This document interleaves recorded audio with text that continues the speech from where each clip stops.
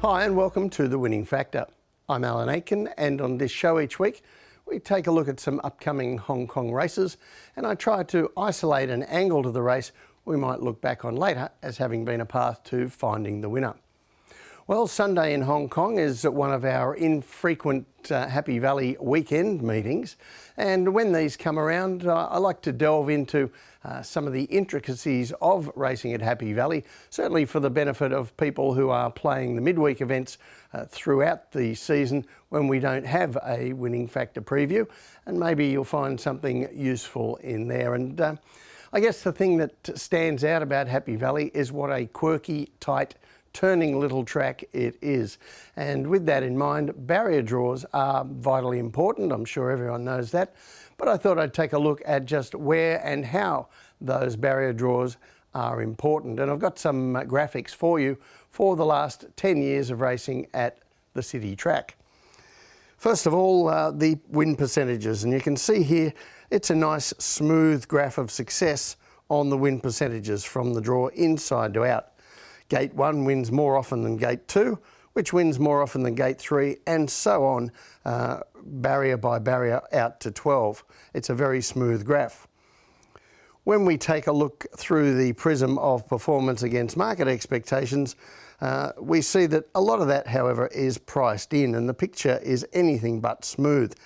However, it is clear that Gate 1 still punches well above even the high expectations of the betting public when we race at Happy Valley. And that win percentage certainly plays out regardless of the rail placement. We have 4 different rail placements at Happy Valley.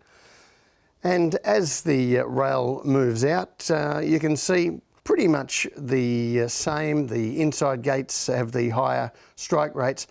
The B and C courses, and we're on the C course this Sunday, are probably the fairest tracks as far as the draw is concerned, with a smaller spread of the win rates from inside to out. But the inside gates are still preferred. So back to Sunday's meeting, and the first race we're going to take a look at is race 7, where our winning factor is the draw. This is a Class 2 over 1,000 metres, and this certainly isn't a cut and dried race, but there will certainly be arguments made for the chances of Kerpenny and WizKid, both good Happy Valley short course horses. Carroll Street, well, he's probably the other way round and a bit better at Sha Tin, but he has been racing in good form. And further down the weights, Reward Smile has a chance, and so does Seasons Wit, returning from his summer break and looking for 4 straight wins this course and distance. So let's go back to Seasons Wit's most recent run. This was in July, and this was the 3rd of those victories. Now he's in Gate 6, dark blue and white stripes, and Seasons Wit a little slow away, something we see often from him. But Zach Purton chases him up, chases him forward, in fact, to be with the leaders. So there's a little bit of extra work done there. Now the pace isn't fast, but Seasons Wit has certainly had to catch up quickly. And while he gets clear in the straight, that extra effort early has got to him. He's all out by the finish and just scrambles home. So no fancy margins there for the winning odds-on favourite, but as you can see, there was merit in the performance all the same for the 3-year-old after doing that bit of early work. He's been for a break. He's had 3 recent barrier trials to get him fit for this, although I do note from those trials he still has missing the start in his repertoire. The other horse that I think is really at the front line of this race is WizKid. Returning to Happy Valley. He's race fit after 2 excellent efforts at Sha Tin, and for him I'm also going to take you back to a replay from last season and the most recent time that he turned up over this course and distance. This is race 799 last season. He's in Gate 2 in blue and orange colours, and you'll also see here Kerpenny in Gate 5, brown with a yellow cap. Now WizKid begins well and quickly leads. Kerpenny uncharacteristically not that well away and has to drop in behind. WizKid, however, sets a measured speed in front, stalked by the favourite and ultimate winner Stoltz, who claims him inside the last 200 metres. But WizKid fights on, has no answer to the winner, but he staves off the finish of Kerpenny to hold on to second. Now, Kerpenny and WizKid have met a couple of times lately in this season, both at Sha Tin, each time Kerpenny able to lead. but they return to Happy Valley. They're both better at this track, and I don't think there's a great deal between them over their several meetings that they've had, but we've seen the influence of the draw at Happy Valley, and I think that's something in WizKid's favour this time. When we look at the map of the race, well, we've seen WizKid, he can get out quickly. Nervous Witness is very quick, and normally so is Kerpenny, though he has that disadvantage of the outside gate. So there's good pace in the race, but something that has been pleasing from WizKid's recent runs at Sha Tin, even in defeat, has been that he hasn't led and has still raced very well sitting behind the lead. So we do see a little bit more versatility from him now, and we could see him in front here or even trailing, and that looks a positive that he can do both.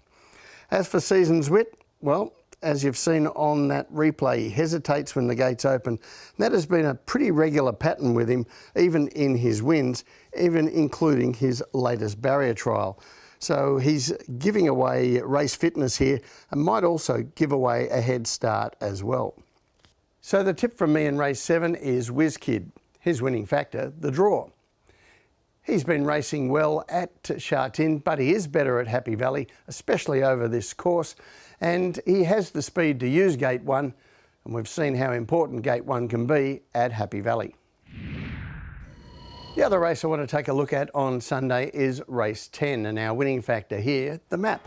Now this is a 1650 metre class 3, and there are plenty with chances here. Brave Dreams had no luck at his latest run.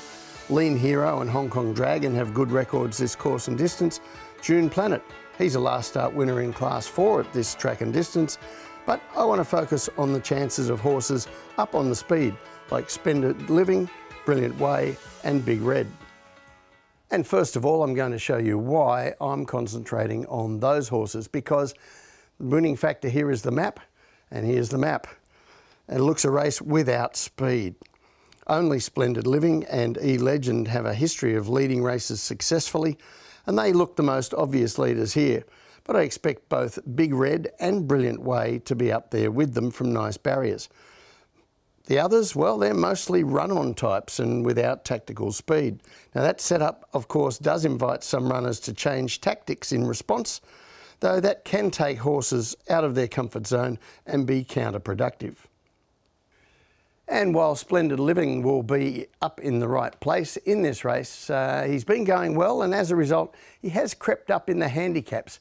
So I'm going to prefer both Brilliant Way and Big Red to him. So let's have a look at what they've had to offer. Now, Big Red, last start was over 1400 metres, coming back in distance, and he just looked beaten for a turn of speed. This is in race 90. Big Red is from Gate 5, pink and green colours. He's not the fastest away, but he is out okay, and Keegan de Mello sends him through to sit just behind the lead group. And by the way, that's Brave Dreams caught wide in the pink with white sleeves from Gate 14. Now the pace is genuine here, but not fast. Big Red travels strongly, gets a nice run, but he just looks beaten for acceleration in what turns into a sharp sprint home, then sticks on well at the finish. So I think he'll appreciate the step back up to 1650 metres here. As for Brilliant Way, well, he won 3 races over short sprint courses when trained by John Sires.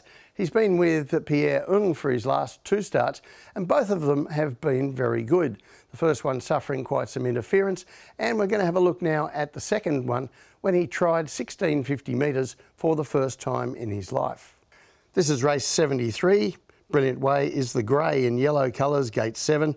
Now, most of his career, as I said, as a short course sprinter, and he's far too nippy early over the mile here, pinging across to lead before letting Chrysos go around to do the front running after 300 metres. But look at the heat map.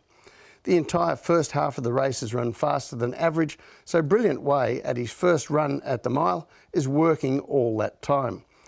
Now the leader starts to slow down at the 700 and is dead set tired by the time they turn for home, and Brilliant Way swallows him up at the top of the straight, but his early effort too starts to tell. Horses with softer runs behind get past him, but he fights on well to finish 4th. And I think that was a definite pass mark for his first attempt at a mile. So the tip in race 10 for me is Brilliant Way. his winning factor, the map. Now this looks a race where being able to take a position on speed is going to count for a lot. Brilliant Way should be up there again and not doing the work that he had to do last time.